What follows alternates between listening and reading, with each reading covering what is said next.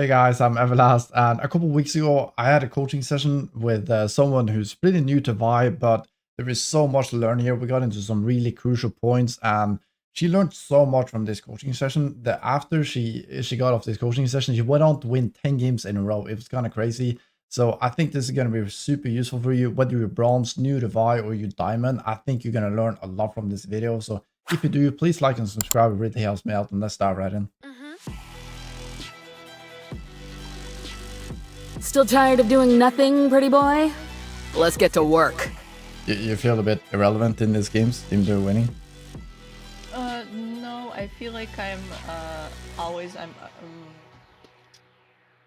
I have this question going through my mind. Do I go farm or do I go gank or do I, what's my next objective? I'm not completely sure in most situations. That's very normal when you're new to jungling. So we're just gonna talk about how you would attack this game, or what's the game plan. So yeah, here what I was thinking, I think I went man, this game was a few days ago, but looking at it now, what my thought process would be is, well, Mordekaiser is probably gonna get pushed in early because Timo is gonna, well, he's just a ranged piece, so he's gonna Mordekaiser. So that was my kind of idea. Maybe I should like path towards top lane. I see. That makes sense. Like what you're saying is completely right. That's like good to know. Timo gets pushed. But the thing is, even though he gets pushed, and that's why he could be like potentially easier ganks, it's also in this kind of state that Timo's kind of slippery, right?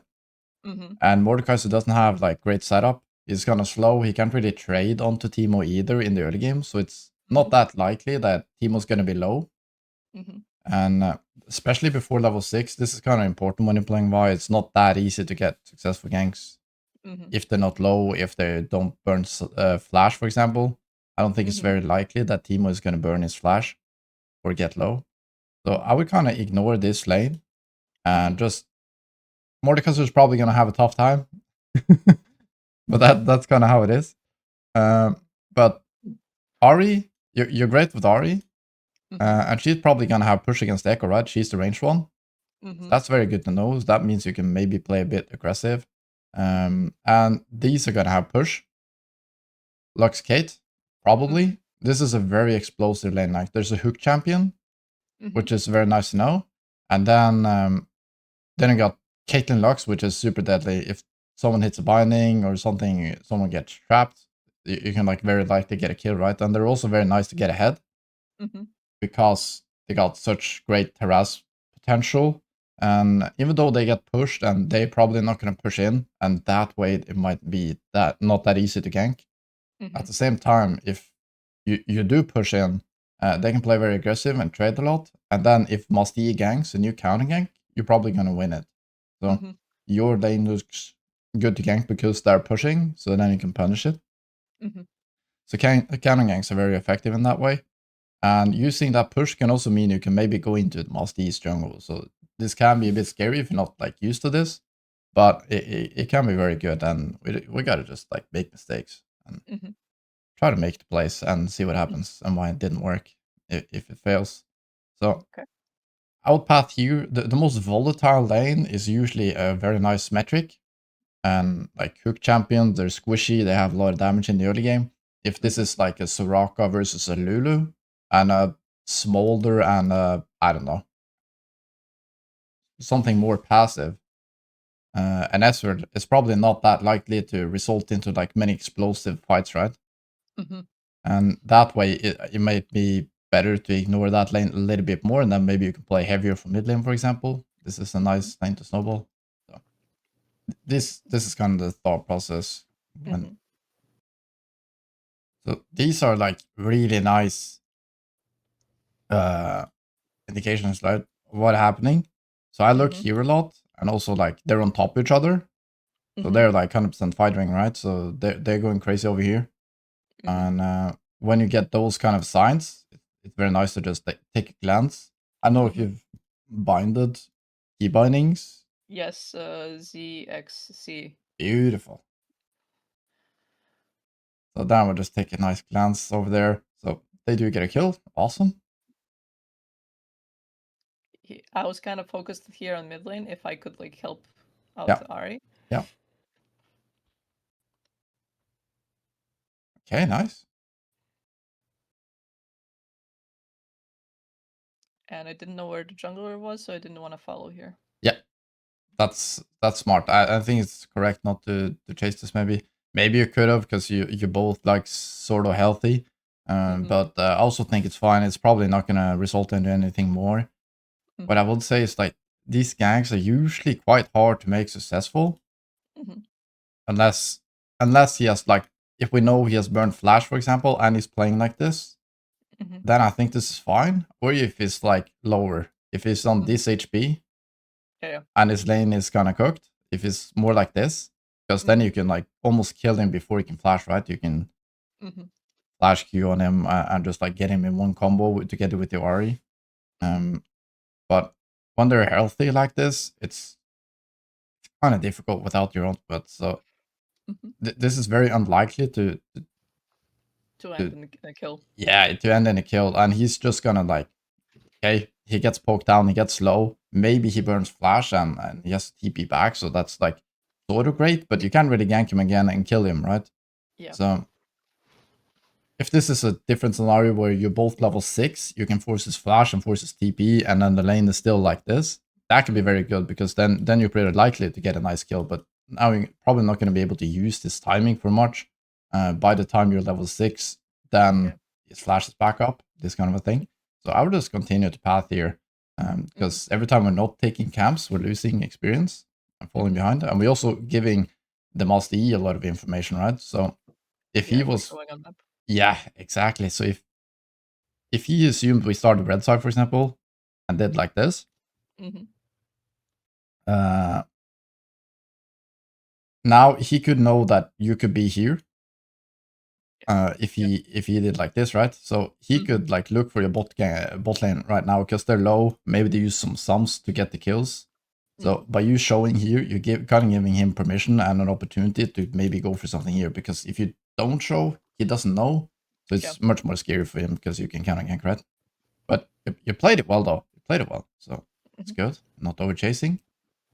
I like it. Nice. There's Master Yi. Okay. So, yeah, that makes sense. Okay, so he pathed from bot to top 2. So he has blue buff. That's great. Now we know they path like this. If he had the red buff, that would have been a sign that he did the other way and then somehow went back. So that's super important to notice what kind of buffs. And it's also super nice because when you have red buff versus blue buff in the early game, it makes a huge difference when you're fighting. The red buff will usually wins in these kind of matchups. If you're playing against the Jarvan or the Zao, for example, whoever has the red buff usually wins that fight. So that's very good to know. So here, I wouldn't be so scared of being aggressive, because you got prior, right? So try to look at these things before you, when you're clearing, try to think about, okay, do I have push in the mid lane? Do I have push in the top lane?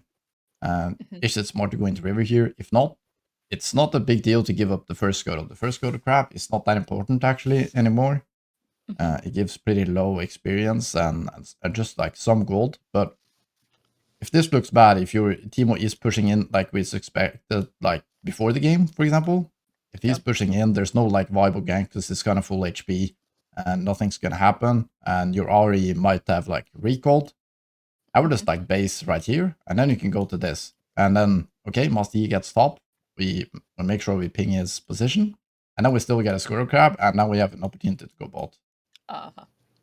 And that's also like works really well too, because many times in lower elos, they will kind of overstay on the map too. So this Master E might like, he comes over here, he takes the scuttle crab, he might look for a gank that's not gonna work. And then he might like look around, maybe he shows one more time on a ward, then you see his recall. If you just like insta recall here, if you see this, if you see it's overstaying, you can actually play for this, because they're gonna respawn next.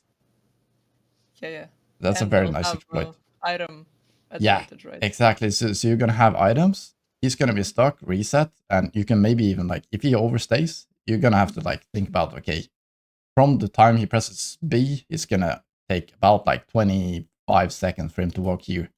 Mhm. So maybe you have time to take this. If not, you can look here, or you can fall back to camps, and you're gonna have tempo on him. Nice. And then you can maybe like look for something here later, but that's like depends on what happens. It's also a little bit lower than you, so you do win this. Beautiful, you walk in, nice. I like this. I like this ward. Try to min-max your wards to put him on the edge of bushes. Uh-huh. It's just like it's a small thing, but it just like elevates everything. It gives you more information to kind of Yeah, put him here, right? it would have given me so much more vision here on the left. Yeah, exactly. So it would help out Ari to see the ganks Mhm. earlier. It would help you to know if he's like trying to come later. So you wouldn't see him before here, right? Instead, you could Mhm. probably see him around here. That's Yeah. like pretty nice. Or you can maybe spot him out like recalling right here because he knew you had to give it up. Mhm. Or you can also potentially see his like movement. So you would know if he's like doing like this, or if he's recalling, or if he's like moving away, then he's probably recalling, this kind of stuff. Mhm. So just min-max the words. You can see that it's you can see on the colors if it's in the bush. Like here it's green, that means it's Mhm. in the bush. Oh, I didn't even know that. So Nice. I think it's gonna be white if it's outside. I just use quick Mhm. cast, but I should kind of have this actually. It's pretty nice. Mhm. Then you see if it's outside or inside the bush. But beautiful, using the prio. Okay, so what do you think could be a nice play here? So in your mind, so Masti is forced to run away. You get this. Mhm. Maybe to go for the other scuttle crab in Yes, deck. yes, I love it. Mm. Because Yeah, he's I forced think to go away. So even though you're spending some time taking this, Mhm. he's gonna have to walk all the way around, right? He can't walk through the mid lane. Yeah, yeah, yeah. So you can get here in the same time, and then you have push bot. Beautiful. What were you gonna say? No, nothing. I didn't even think about that like in the game. I was like, oh, Hmm. I'm probably like I don't want to overstay. I'm gonna back. That was kind of my like I Yep. don't want to overstay. Yeah. So. That's. I think that's good.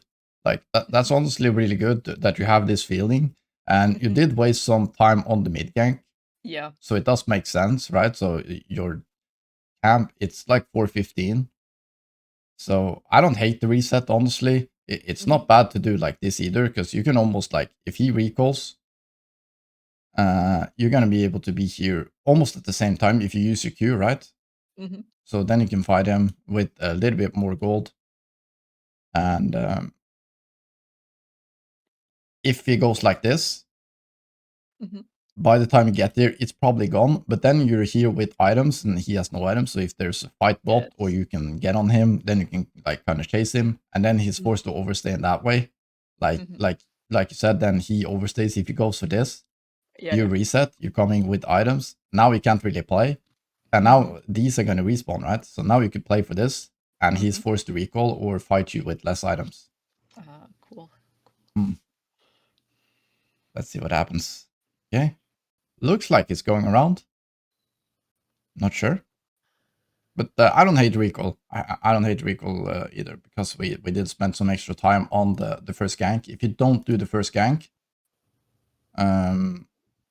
this would have all happened sooner, right? So you would have had time to do this reset and Mhm. then get here before this spawns, or like Mhm. almost when it spawns. So that's just an extra camp. Nice. I like the purchase. Double longsword boots. Very nice. Mhm. I usually go for that Yeah, in the early game. it's very good. No. So I would love for you to be a little bit more aggressive here. Uh-huh. So as we talked about, like imagine his time over here. Maybe he has done it, maybe he hasn't. So maybe that's just a free scuttle crab. If he just done it, you're gonna be able to see on the timer on the scuttle crab also like how long it's been up, right? Because it's Mhm. taken down. So you would know exactly when he took it. And if you just took it, you could probably chase him and take the Raptors, or like chase him and be aggressive. When you have the advantage, use it, right? Yeah, I wasn't. I remember like during the game, I wasn't like at all. I wasn't thinking of his position in his jungle, like where Mm-hmm. I had no idea where he was, like right now. Yeah. Like no idea. Mm. Didn't even like think about checking the scuttle if he took it. So that's a good like thing to have. Yeah. Try to always imagine where he is. Like Mm-hmm. it's a matchup, just like the lanes.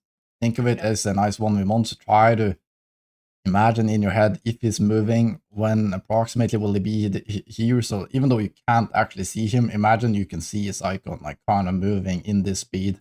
You will get better at being like precise with this with practice, of course, but or imagine the time it takes. So imagine the recall 8 seconds, and then the moving is like 20 25. So it's about like 25-30 seconds to get a reset and get to like the middle of the map, approximately. Okay.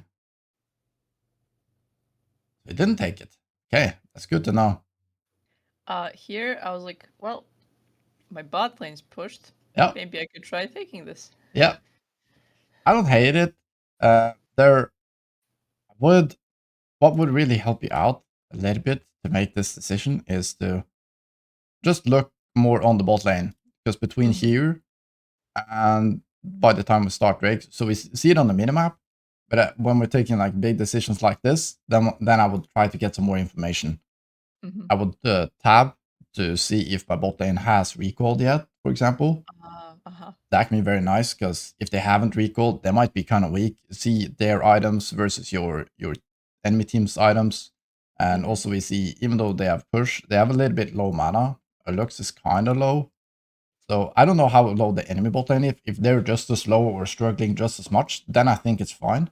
Then we could potentially like look for a dive. I know it's scary, but we only learn by trying, right? So that could also potentially be good. But if they're like not diveable, but they're also doing worse than your team, I think this play is fine, you know? But I would want a little bit more information before I go for this. It's a little bit risky because we don't know how strong the bot lane is. And we also have no information on Must E, right? So mid push, bot push, I like the Drake. It makes sense. I would probably go for a ward here, just to help out your bot lane, because they are a bit low. And I don't know, there's some, so you could actually move like this, put a ward, and then start the Drake. So while your bot lane is pushing, even though they're not gonna like move to you, then if Must E comes, you can always move over, or you can ping your bot lane to back, because we're gonna spot out the Must E. Because it's pretty likely he's on bot side, right? Because as we know from all the way over here. Yeah.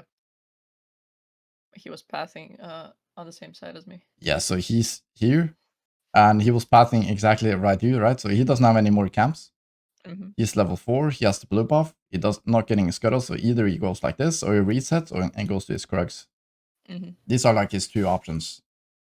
Unless he's just gonna sit top lane for fun, you know? Yeah. But then you can just do whatever you want. That's the best option. Yeah. So that's just, yeah, try to think about the enemy jungler as much as possible. That's going to make your decision making a lot easier. And then you can also much more easily imagine what his plays are going to be. So he has this Krugs option, and if he's a Krugs, then he could go for something like this if it's viable. So putting that ward could be very nice at that timing to kind of deny that play, because he doesn't have any other plays, right? Either he's going to do like this, or he's going to do like this. Yes. Or he did this, which could be also nice to know. But he didn't. This is so like mind opening. I don't know. Like it's good. It's good. All right, guys. Thank you so much for watching. If you want to see more of this coaching session, please let me know. Like the video, then I will know that you did enjoy it. So thank you so much, and I'll see you in the next one.